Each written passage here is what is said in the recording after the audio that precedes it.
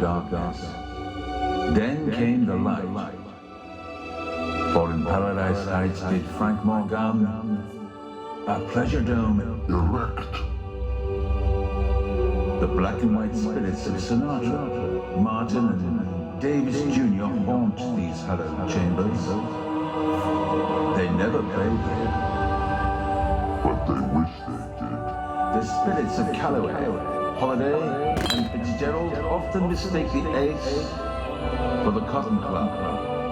Nights here are the stuff of legend. Den of iniquity, or pleasure dome. The choice is yours. Either way, we can promise you a night that You will never forget.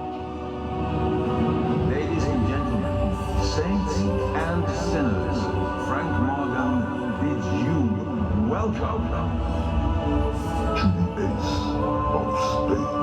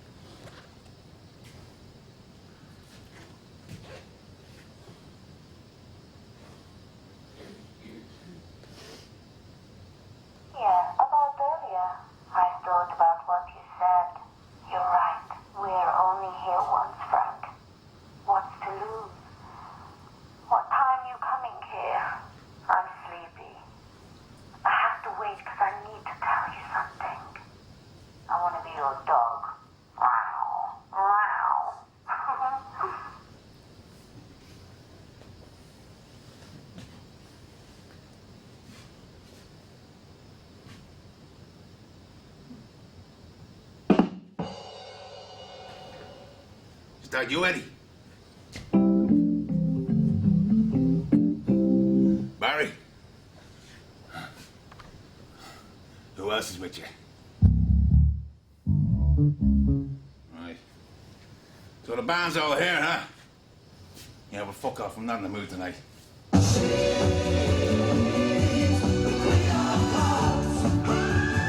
not in the mood for fucking DJs either, right?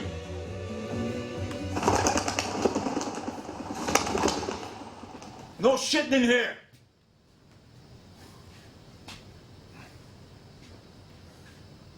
I won this place. In a game of cards. It was a dump when I got it. Former 70s Labour Club. Chicken in a basket. Racist comedians. Elvis impersonators. Peters and Lee. Shwally Wally. We've gone to rock and ruin. Now, when I was a kid, I'd always dreamed of having a club of my own. But it was never like this. Mine was more of a speakeasy. You know, like those in those black and white gangster films of the 30s and 40s. Humphrey Bogart, James Cagney, the Roaring Twenties. And that's a film. Am I right?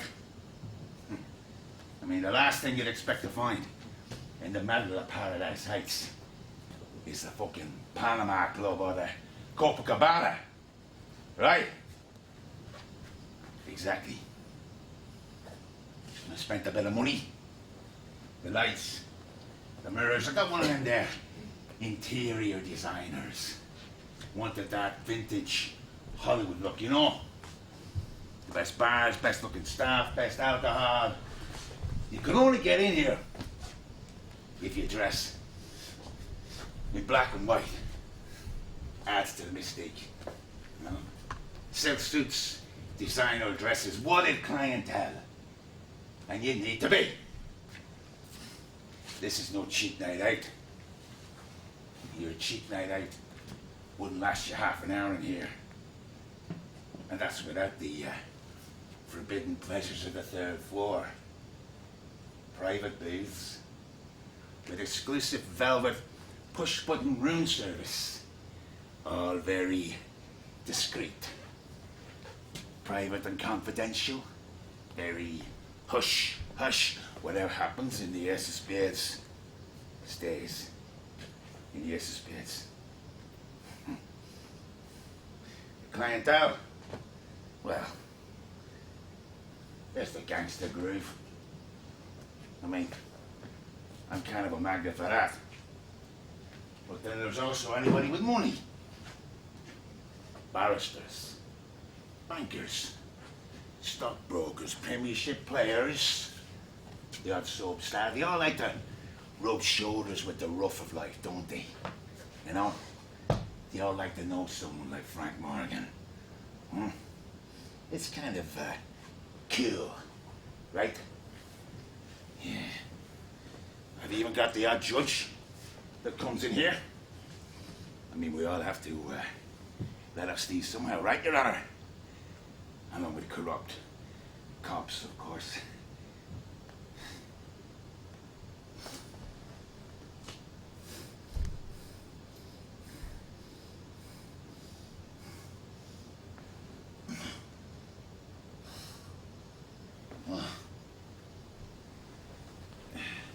We're only here once, Frank. What's to lose? Look at this place. The devil's had his way around here. It's a drug-fueled landscape. Painted on a canvas of deprivation. It's a kingdom of pain where brutality reigns. Round here, the right postcode will sell you a rap, but the wrong one will buy you a bullet. It's a place where teenagers are mountain bike hustlers, crack cocaine canvassers, carving out careers, and the number of raps shifted in a night. Where success is a leased car and a company done by the time you're 17. You have to be tough to survive around here. With compromise. Brutality is met with respect. This is the no man's land. Where everyone's fighting for ownership, and where there's no ownership, there's no pride. Just a fucking mongrel wild northwest out there.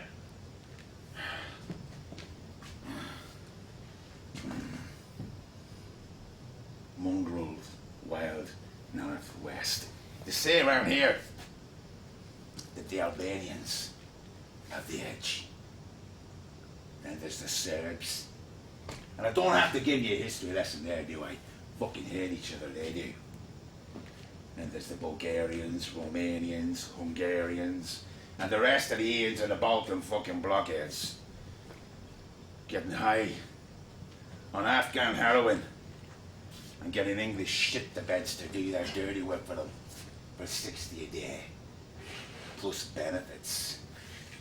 Don't mess with your Albanians, mate. They're fucking mad. Them, they got some mad violence. They'll do you, mate. They're mad, they're mad. Fuck off.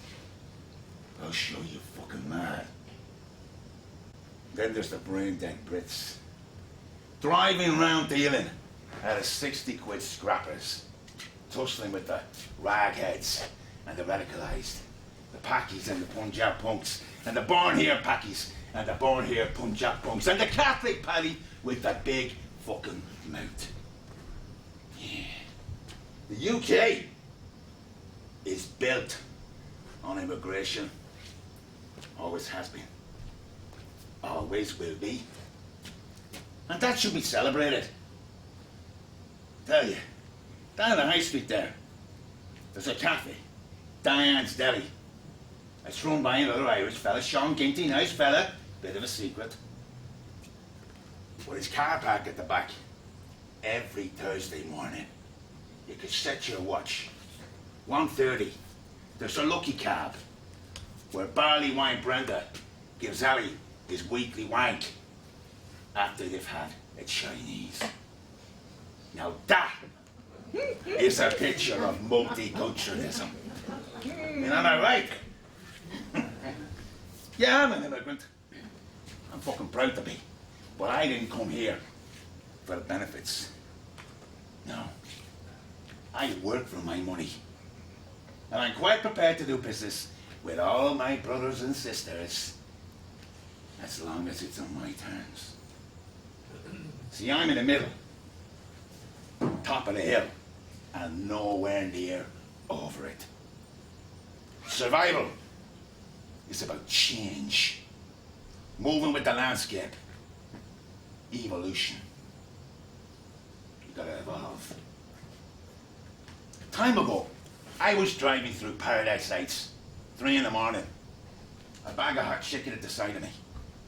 I was stuck at these lights, tapping something into my phone. And I'm distracted by something moving to my right, and I look. And there's a fox, looking right at me.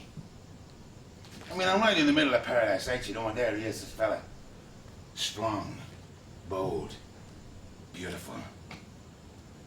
The scar in the middle of his forehead tells me that he's a fighter. A scar like that diamond on a playing card. He's just stood there looking at me. He sniffs the air. And he knows.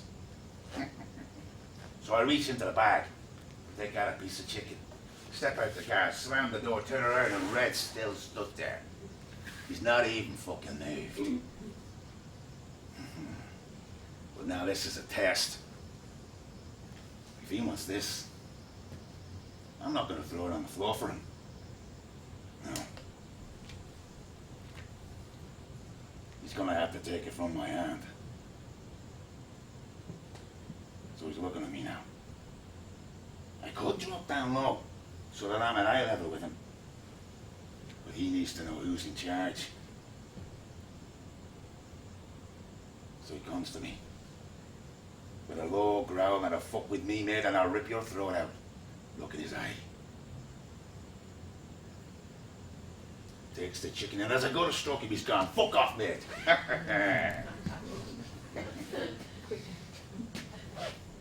There was a time when I fed the pigeons.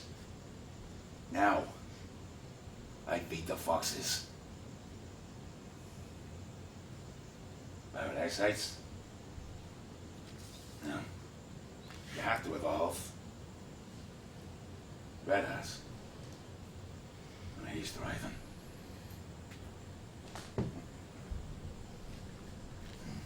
Now there are many ways to survive and indeed thrive around here. But you have to have the stomach for it. The will. I worked hard to make my place at the top of the pile. Made the most of the cards I was dead. So I'm quite entitled to the fruits of my labour, the sweat of my own brow. But I must protect what's mine. Each generation and each immigration is a threat to the one before. Chaos must be met with control, no matter how brutal. It's not the mass of a man. It's not his physique. It's his heart. His values. It's what's in his eye. It's what he's not afraid to do. Now around here, a man can be 5'6" and 6 stone piss wet through. But if he's a man of his word, he draws respect like a magnet. Around here, if the police can't set the rules, then someone has to. Otherwise, you got total fucking anarchy on your hands. And what about the police? Around here? Stretched to the limit, paralyzed and corrupt. They're always on the edges, waiting for someone to make a mistake. Nothing proactive, lacking and lazy. Like a fat, lazy fisherman waiting for someone to throw him a catch. Or if you're Detective Sergeant Phil Mackey of Paradise Heights, Nick, a catch that I might throw you. Mackey is my favourite kind of cop. Corrupt, a gambler, and up to his neck in debt. To me, he's right here. The rest of them, they got their own rules to play to. Most of the time, you can't control them. You know who controls them? Oh, the shark has pretty teeth, dear, and he shows them a pearly white. Just a jackknife has Mackie, dear, and he keeps it out of sight. It's not easy though.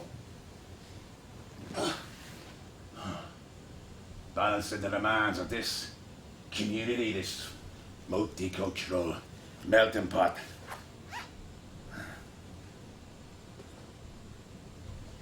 And I'll be honest with you. This last couple of years,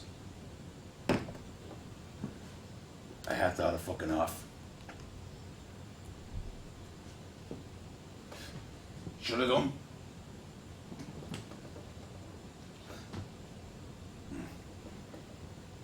Every road in here is a broken down boulevard of shitty dreams.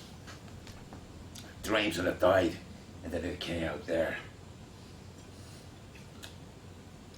The fucking bone crushing mundanity of it all.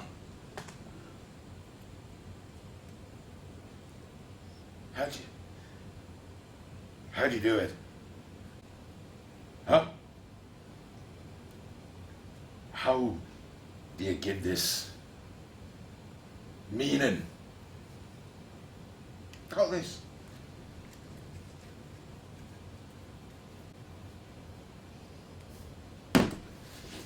You work in it.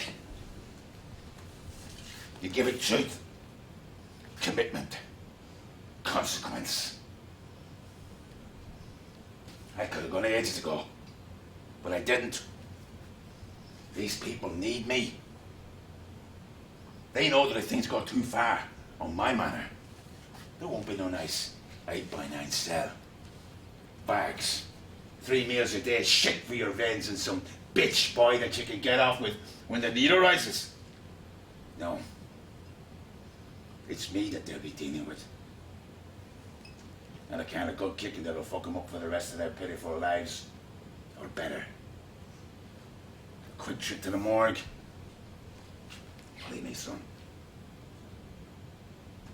That's the best option when you fuck with me. Truth, commitment, consequence. All year, they hate me. You scum. But at least once a year, they need me. Maybe it's to pay little Johnny's fine, stop him going down again.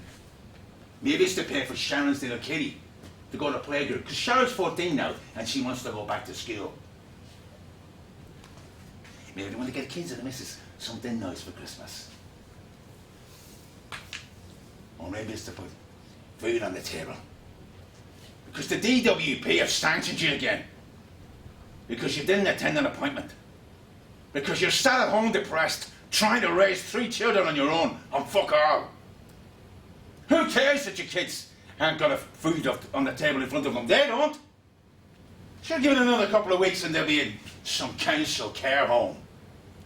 Well, they'll be spotted by some sick fuck on minimum wage.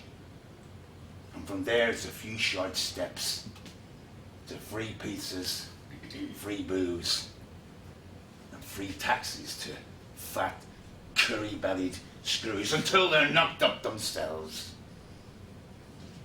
Today, society's problems fuck each other and give birth to fresh, new horrors. Maybe they want justice because the bastard that killed their kid at a joyride, crippled their granny or raped their daughter is walked free from court laughing their bollocks off at them. They don't. They come to me. I'll give them what they want. Yeah, once a year, I'm everybody's fucking daddy. But you know what they forget? The consequences. They forget the consequences. You come to me. Well, my kind of service, a service that delivers on time, then you gotta pay on time. I'm a businessman and my rules are strict. I deliver for you, so you better fucking well deliver for me and on time, because if you don't, I'll teach you a hard lesson about life. Loan shark. Personally, I like the term. I see myself more of a lone shark as in lone ranger or lone wolf. Oh! I'm strong. I have the strength of character to live and work alone. I've got my muscle, my lackeys, Strawberry Jack Grundy, Deaf Freddy, and a host of muscle that keep my dealers in line. I need them to cooperate, but they're not on my level. No, I'm alone. Lone shark. Do you know a shark never stops moving? It's never still. No. Even when it sleeps, it moves. It's a relentless, soulless, killing machine. I operate alone. I move among you. And I fucking bite. So when you do business with me, you have to play by my rules. It's only when you don't that things go wrong. It's not pleasant when things go wrong. I'm only human. The same rain that falls on you falls on me. And we've all got our weaknesses. My temper.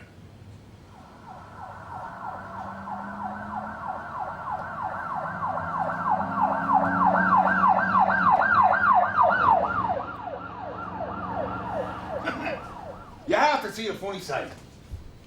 I said that to a judge once. He was on the panel of a comedy contest. Jesus, am I going to have to work that hard tonight? Panel of a comedy contest, Judge, Jesus Christ.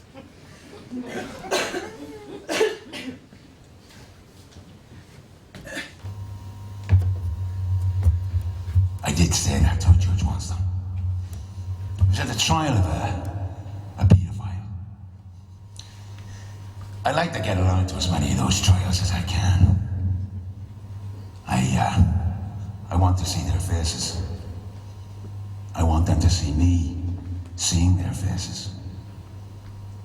I want them to know there's gonna be a reckoning. Well, time, Jesus. Now, I got to thinking about that, though, you know. They say that there's 4% of the male population that are like that. Some of them are, I don't know, I mean, but 4% at the same time, I thought, Not a big figure, but when you look at it, if 10,000 people live on this estate and 5,000 of those are male, that's a potential 200 of them living around here.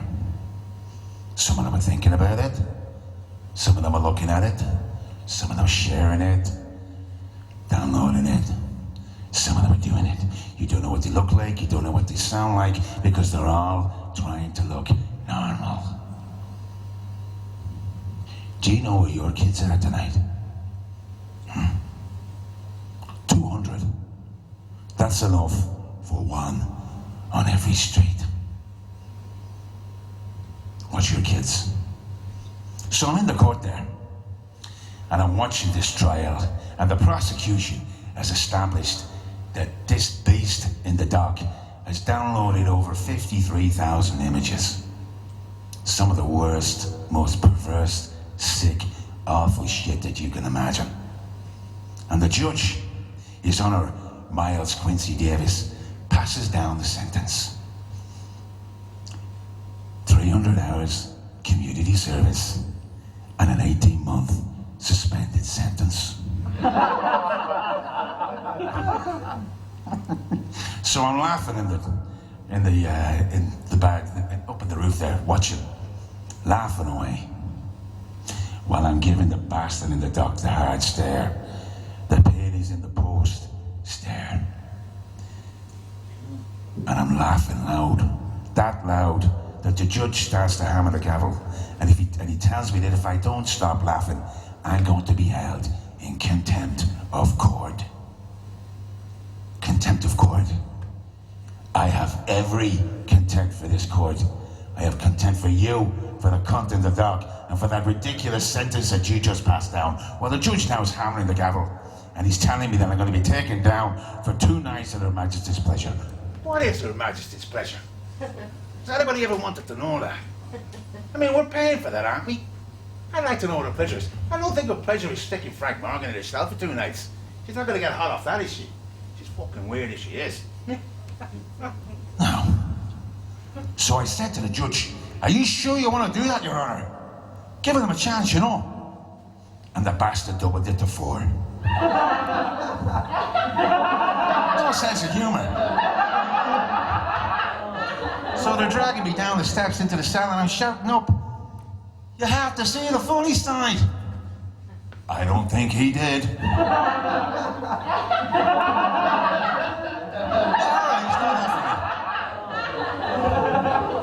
Now there's a fella comes in here, Jeff Ryan. Quiet lad, keeps himself to himself. I don't have a problem with Jeff. But his brother, Nigel, he's another story altogether. Nigel's the kind of guy that on the 3rd of January, he phones up the council to ask them when they're going to empty the bins next Christmas. And then runs around all the houses knocking on the doors to tell you. Wanker. But his missus, Eileen, my God, she's one serious whiff. A wife I like to fuck. Now, she's not really going to fuck me, you know, I'm a little bit rough for her. But she's a proper cracker, she is.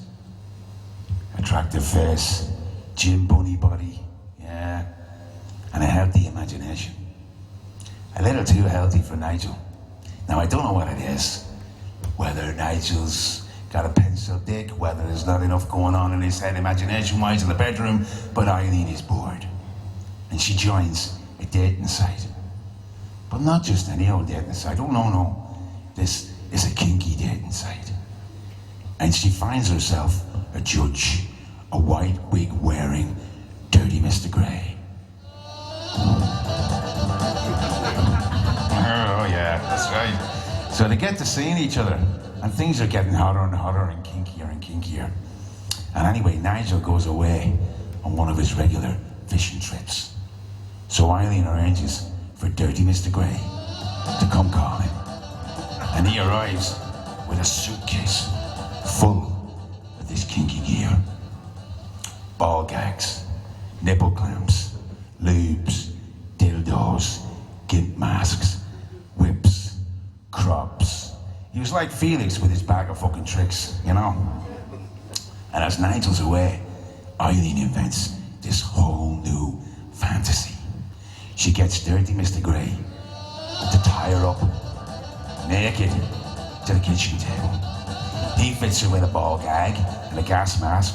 A fucking gas mask, I asked you, where the fuck did he get their ideas? Anyway, as part of the game, he then has to fuck off down the pub for a couple of scoops and then come back and have his wicked way with her. Now, you know what I'm going to tell you, don't you? Have you played this game as well? I bet you have, haven't you? And you played it too? Jesus, it's a popular game, this. Yeah, that's right. Nigel's fishing trip is called off. Imagine the look in his face when he comes home to find his missus all trussed up like a fucking chicken. Anyway, what, in the immortal words of Sue Barker, what happened next? Eileen cries rape. And even more ridiculously, Nigel chooses, because he has a choice now, doesn't he? Oh yeah, he chooses to believe her. Now he'd have saved himself a lot more than time, money and energy if he'd have come to see me, but no, what does her ever loving Nigel do? He decides to fight for his wife's honour in the High Court. Bad move, very bad move, because Dirty Mr. Grey just hires one of his high-flying mates, big-time barrister. Eileen is mauled, savaged, slowly stripped of every last shred of her dignity, and all Nigel can do is watch as his love is ripped apart. The case was thrown out. Eileen was very lucky not to go to prison for wasting police time. She got an 18 months community service order. That's an interesting parallel, that, isn't it? Well now, Nigel's now furious, very fucking angry, and he thinks that his wife's been raped twice by the British legal system, so to speak. So he finally comes to me for a touch of Irish justice. And this is where that justice just gets so poetic. Because Dirty Mr. Grey is Judge Miles Quincy Davis. Now, in a situation like this, normally a fella might get his leg broke. But as it was his honour, I decided to repay the compliment. Doubled his sentence. Broke both his legs. I threw a broken arm in just for the hell of it. Now, I happened to be just walking past the bone clinic on one of the mornings where the missus is reeling him out, like, you know, and I'm like, oh, you were there. Nice wheels. Well, come on, you had to see the funny side. I don't think he did. Anyway. So all's well and good, you think. But 4 weeks later, Nigel has a fucking heart attack. My lads think it's hilarious that they've been paid and I haven't. And I must admit, any other loan shark might have been prepared to write the debt off. Not me. The guy's got a wife, don't forget. And that's a life debt. For each week that an installment is overdue, there's 63% interest. So I pay a visit to the grieving widow to discuss the settlement of Nigel's outstanding balance, which is now a tidy sum. Well, it turns out that to pay me, she's gonna have to sell the house. Well, she doesn't want to do that. No, not unreasonable. I can make arrangements with a very kinky Mrs. Ryan. She's working the debt off. And she's still a wolf, by the way. But now she's a widow that I lustfully fuck. Steady, honey.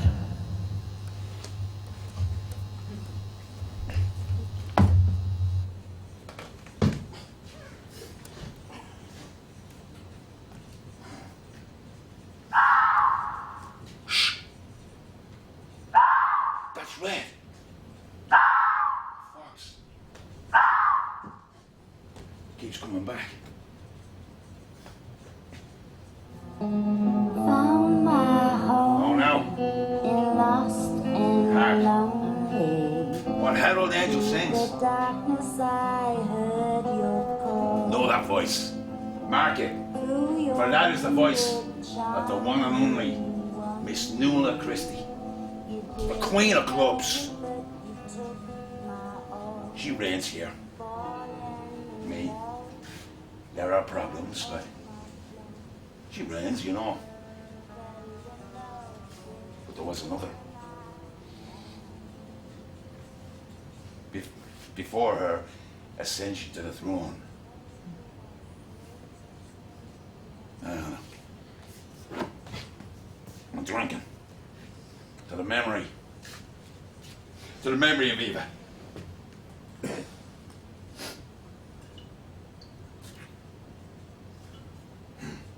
I won this place in a game of cards. Established.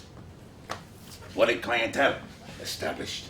The flip side of all that is the criminal underworld.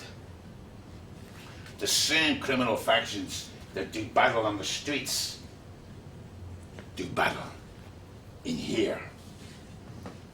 But it's a battle of cash and credit, right? If you can afford a membership here, you've made it. It's a status symbol, right? I wouldn't buy a fucking drink in here. The prices are ridiculous. Jeez, but these guys, they can't get enough of it. Every night, it's a competition. Who can spend the most money? Who's top dog? And all that money comes to me, legally. The ace up my sleeve. I got the best door security team in the business. Run by Strawberry Jack Grundy, the one-eyed, battle-scarred warhorse that Paradise hates, and Death Freddy, former gypsy, bare-knuckle fighter. Really nice fella, I mean. He's a little bit like the Indian in One Flew Over the Cuckoo's Nest, you know? Sort of quiet. When he says something, it's profound. That kind of guy. A great door team. It's like a closed fist. One finger out of place, and it doesn't work proper. That's one of Freddy's. Fucking good, that. I like that, you know? It's all up here. The band. They're classy, live, and suited. Oh, come on, boy.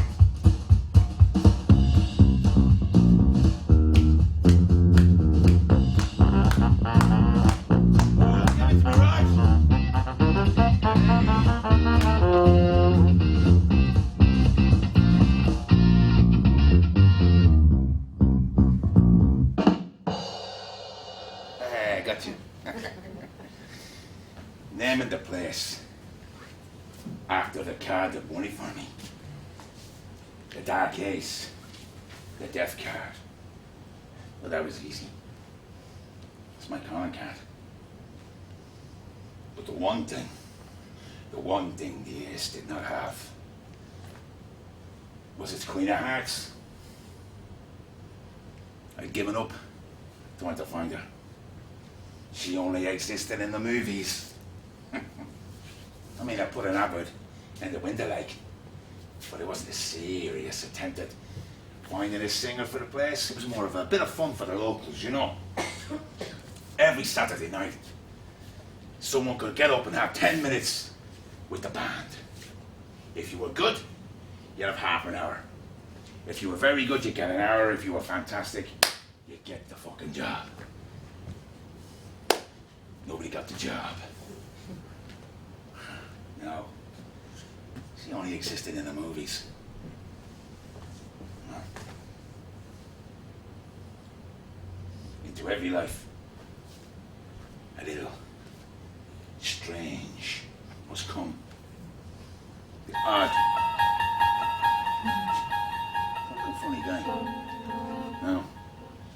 I mean, of all the clubs. All the gin joints in all the towns in all the world. She walks in Are a you having a bit of fun at my expense tonight? It's easy to get another fucking DJ, you know. You're too sharp. You're gonna cut yourself. She looked like a dirty Saturday night. A calendar girl, but ripped and torn. A 5'2" melancholy siren, tossed from a stormy sea.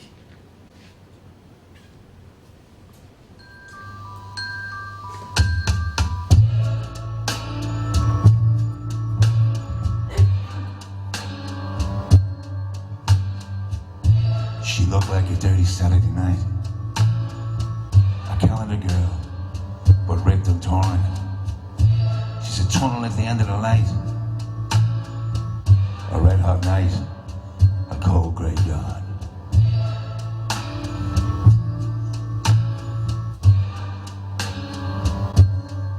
She's summertime when the loving is sleazy. A reflection in a puddle of blood.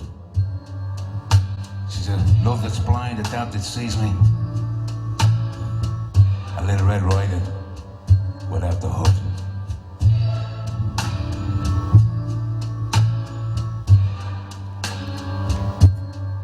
She's the reason I wake up in handcuffs.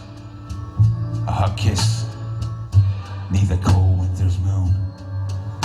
She's a dead man's hand in a game of bluffs. A last dance to the Raven's dark tune.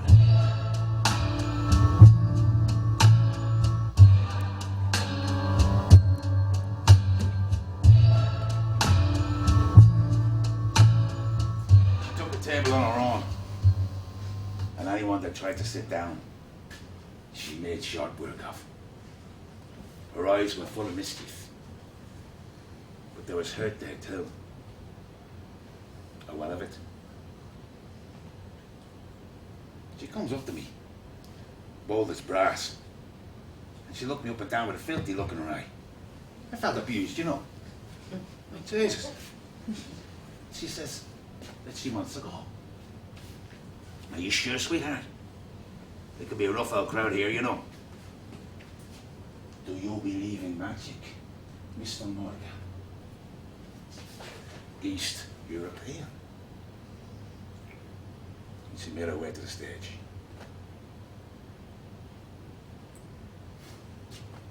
But she just lit the place up. It was just incredible, I mean. She had this whole back and forth thing going with the audience, you know. She carried the tunes, played the songs, the band did their best to keep up. She was up there an hour and a half, they loved her. I mean, they loved her. It was electric. Bottled lightning. Magic. She got the job. Of course she did. And over the weeks she became quite the major attraction down here. But she didn't just sing. She worked the tables. She got to know the punters. You know, she went around with a laugh, a joke, smoke, that kind of thing. For Eva, the gangsters, thugs and councillors were thoroughly respected. The kings, the has-beens, the never-would-be's were all made to feel special by Eva.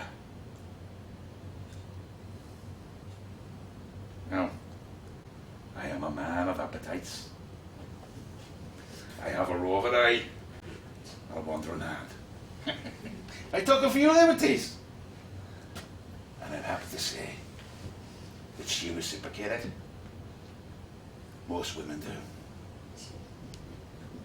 A man of influence, of finance, of violence. Is attracted to a certain kind of woman. But I got to thinking about her, you know. I mean, there was something more to her than met the eye. There were nights when she couldn't come back to mine. She'd be rushing off like some demented Cinderella. hunger in her eyes, telling me she got to get home, you know, like home. What the fuck's at home? That's more important than me, you know? And why was I fucking thinking this way? This infiltrator in my head and in my bed when she felt naked, you know, that does to a man's self-esteem. And it was always my place, never hers. What the fuck was she hiding? I mean, I knew where she was living. It's one of them hovels down in Milton Walk, tower blocks down by the river. So I figured that maybe she was embarrassed. I convinced myself of that, you know.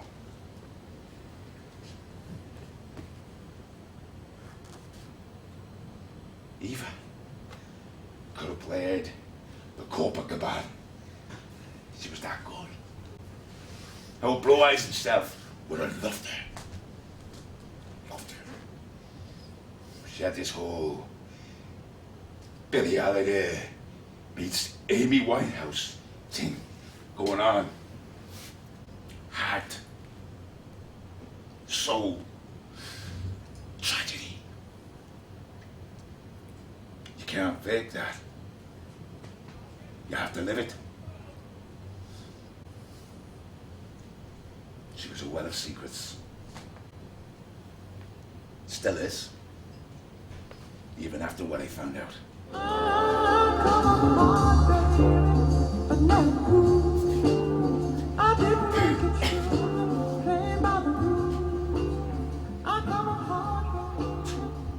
This fella, this thing in a bowler hat, turns up at a game that I go to regularly on the other side of town. He was thin, scrawny, scarecrow scrawny, but sinewy strong, you know. He wore his dark suit that clung to him like a second reptilian skin. Face like lines on a map. I sat down across many a card table with faces, map line faces, you know. But I'd never seen a map like that. This was like the map to an undiscovered country. The kind of place that if you visited, you might not come back from, you know, that kind of place. A face that could have been 30s, 40s, 50s, forever old, born young, that kind of thing, you know. If you'd have swapped the hat for a top hat, you'd have made a great bad hatter. You get them pushing his sleeves up.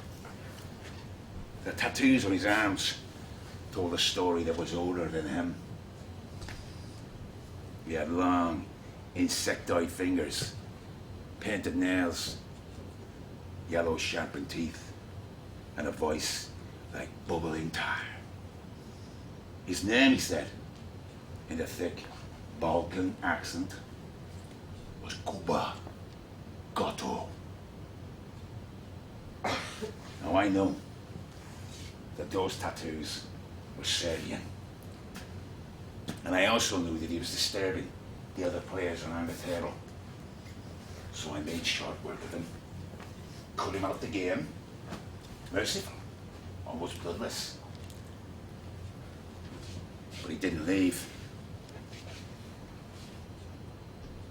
He found a stool at the bar, and he perched like a vulture, watching, waiting, and yeah, I knew, waiting for me. So there's a gap in the game. I made my way to the bar, and I stand right next to him, and I'll give him his due.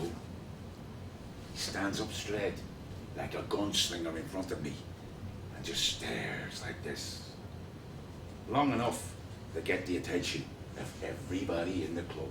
Who's the daft cunt that's staring at Frank? Yeah, that kind of look, you know. And it's building and building, and I'm like, okay. And he says something to me. Do you believe in magic, Mr. Morgan? Interesting choice of words, followed by, you have something that belongs to me. And then the staring thing starts. What the fuck is that about, eh? Two fellas staring at each other. Because you blink before me, I'm fucking harder than you. Are you kidding me? Your eyeballs are gonna kick fuck out of my eyeballs. Is that it? Jesus Christ. So I'm thinking, okay, you wanna do the staring thing? I can do the staring thing. I can give you 1,000 yards stare from staring away, like, you know, I'm thinking, I'm not gonna blink. You're gonna blink before me, because I can see now that the tears are forming in your eyes. You're gonna blink, you're going, oh, now you're gonna distract me. Takes something out of his pocket, slams it on the bar, but no, I'm not looking. I'm gonna look at you, because I'm not gonna blink yet. And finally, he gives me this ridiculously soft blink. Yeah! You're gonna be me, are you? And he turns and walks out. Yeah, go home to your mommy. Ha! Beat me in a fucking staring game. And he leaves. And then I look at what he's left on the bar.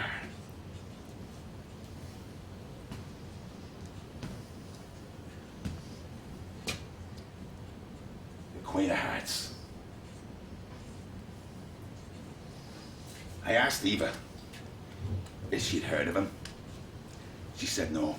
I knew she was lying. The following night, I'm down the club. And I'm coming out of my office, heading into the club, and I'm thinking, Jesus, Eva sounds off tonight. You know, was there something I said, mate?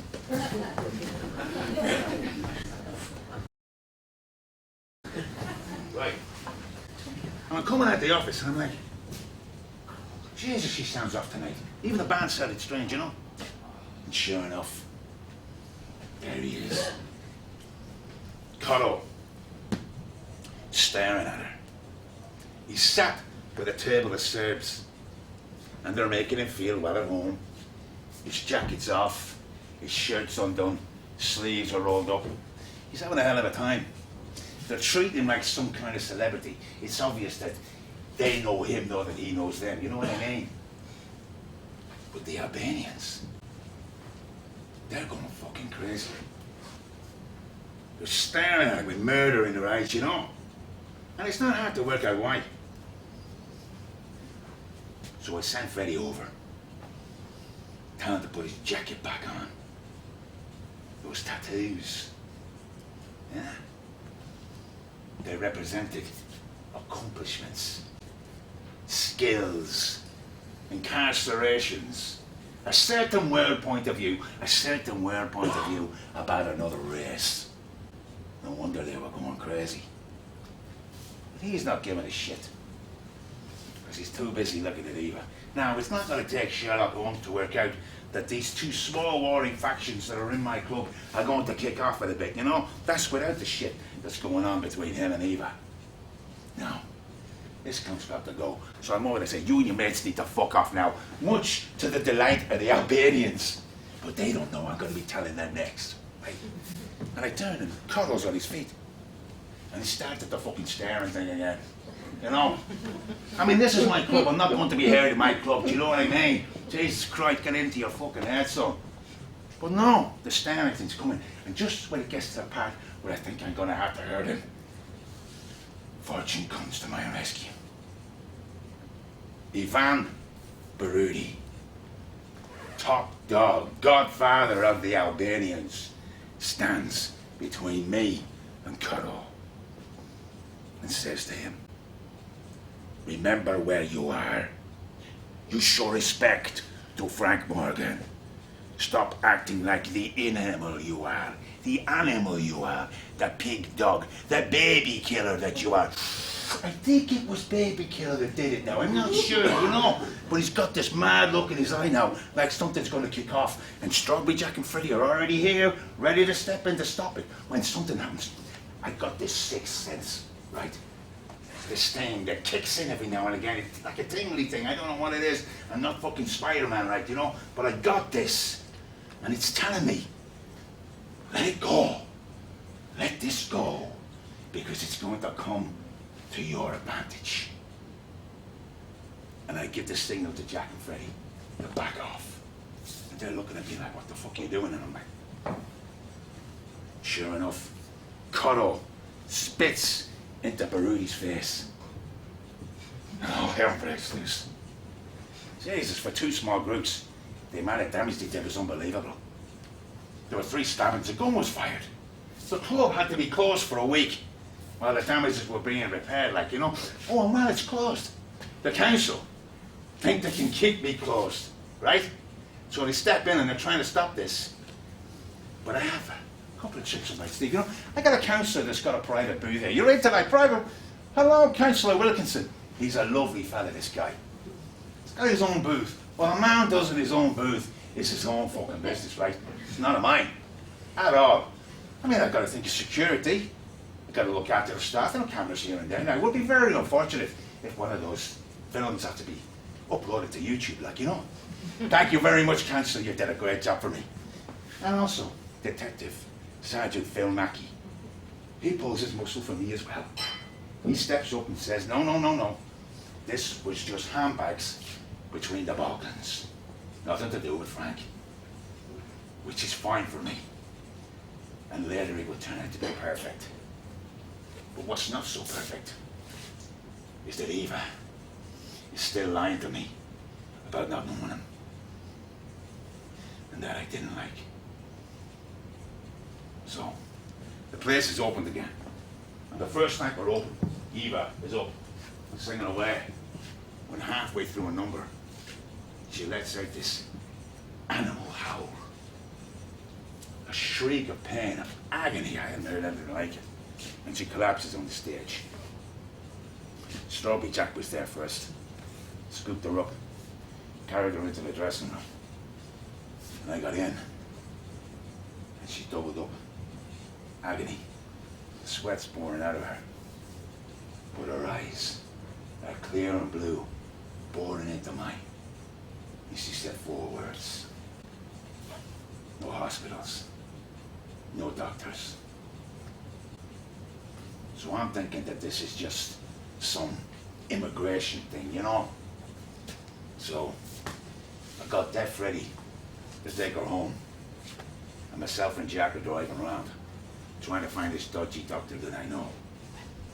But I get a call from Freddie.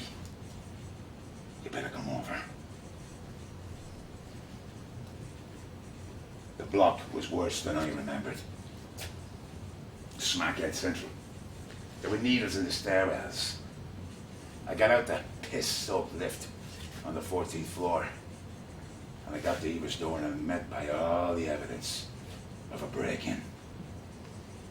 Doors hanging off its hinges. And there's this smell. There's this evil smell. It's the only way to describe it. Ancient, something unnatural. And Freddie's like, he's in the bedroom. So I made my way in.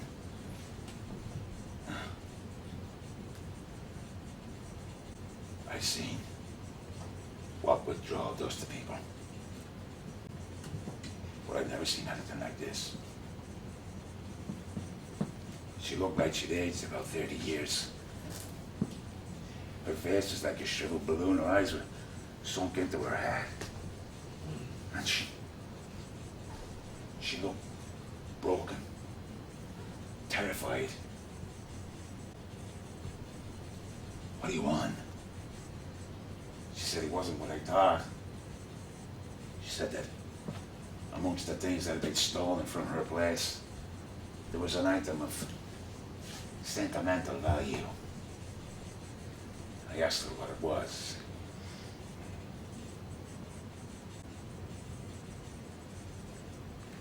I said I'd get it back.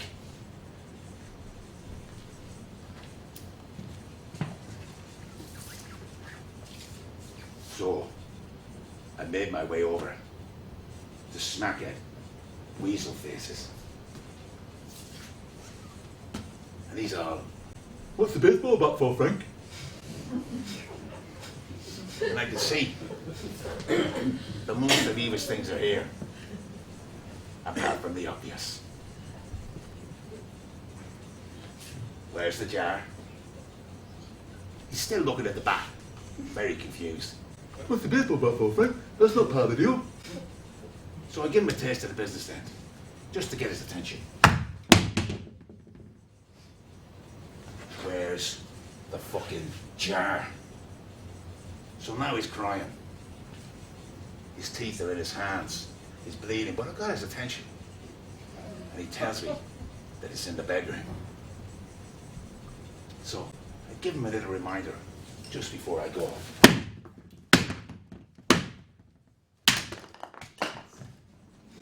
If you say anything again about a deal between me and you, I'll be back to finish the job. What? Well, it's amazing what you can get a smack hit to do for 50 quid. And I was curious. I wanted to know what she was hiding. So I left him crying on the floor. And I made my way into the bedroom.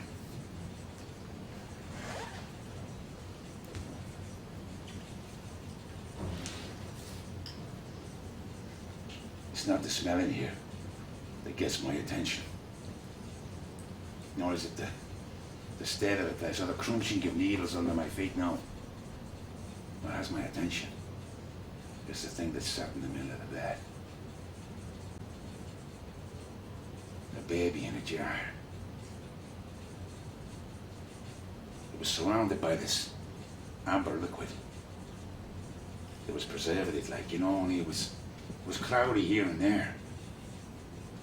No, I've heard this said about babies before, but the head was way too big for that body. There was no way that body would support the head. And I could see it was a girl, but the face was clouded over.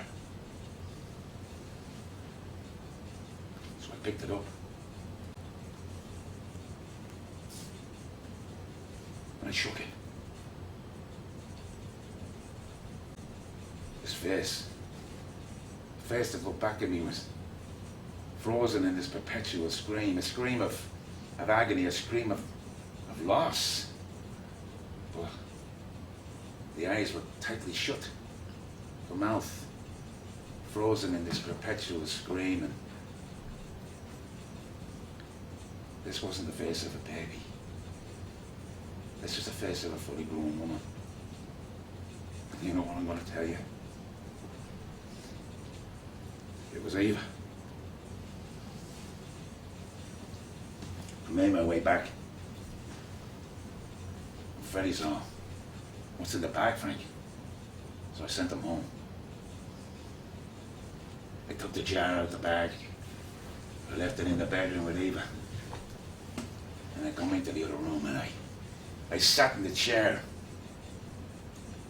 I barely closed my eyes. And Eva's back in the room. Dancing about the place. Singing, I mean, back from the dead, you know. And I'm looking at her. And she turns to me. And she looks at me with eyes that can never explain, and she just says,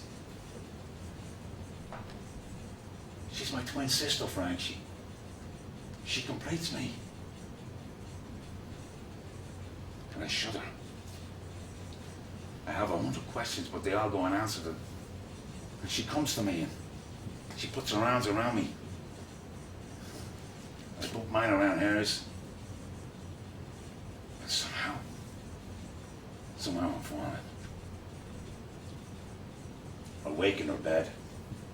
She's naked in my arms, sleeping like a baby. My own sleep is fitful, and I figure it's because I'm in a strange place. So I get up, I make my way into the other room, and I sit in the armchair again. I close my eyes. Somewhere I can hear a baby crying.